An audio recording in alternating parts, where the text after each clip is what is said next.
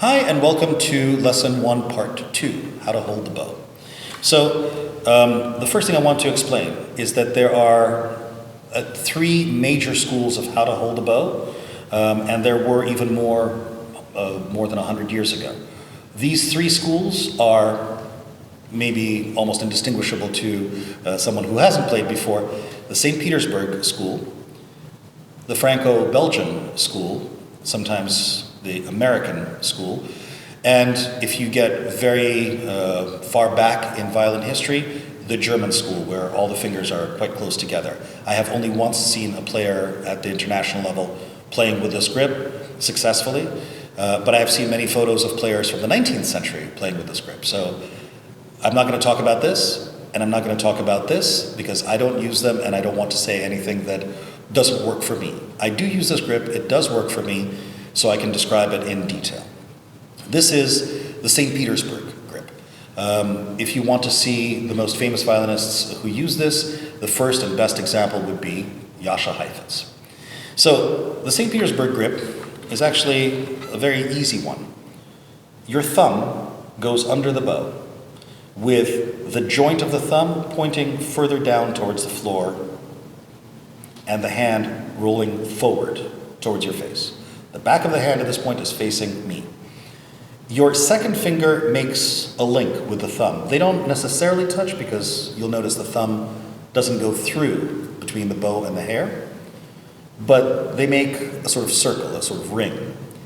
The first and third fingers flank that second finger. So the second finger and the thumb make the link. That is enough for me to hold the bow, but these two fingers stabilize the bow grip and make the hand comfortable, make the hand relaxed. The pinky rests on top of the bow. Now I say on top, it's a little bit of a misnomer, because the bow has, at least my bow has, multiple facets, 8 facets to the bow. It's octagonal. My pinky actually rests on the facet immediately behind the top facet. And the way it does that is that my hand is slightly rotated forwards towards the stick, not like so, but forwards towards the stick, such that my pinky is actually coming into contact with the stick from behind it. Meanwhile, because of the second finger and the thumb, I've got this ring here, the whole hand feels as though it's on top of the stick. Again, it's not exactly true. This line of base knuckles is not right above the stick, but it is higher elevated than the stick is. What all bow grips have in common is that they are trying to get you to hold the bow in as relaxed a manner as possible and able to move from the bottommost part of the bow, called the frog, to the top part of the bow, the tip, in as straight a line as possible. You'll notice that as I move over my shoulder, my bow doesn't slip side to side. You'll also notice that my bow does not do a semicircle, which most beginners do when they're not holding the bow flexibly. My fingers are free to move, my wrist is free to move, of course, my elbow is free to move. A great first lesson in how to hold a bow is exactly what I'm doing now, putting the bow on your shoulder so that you can feel what it's doing, drawing it in as straight a line as you can. You can feel on your shoulder whether the bow is slipping. You don't want it to slip. Draw it in as straight a line as you can, both down bow and up bow.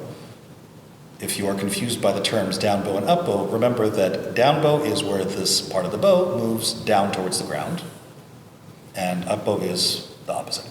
Move it so that you don't feel any slip.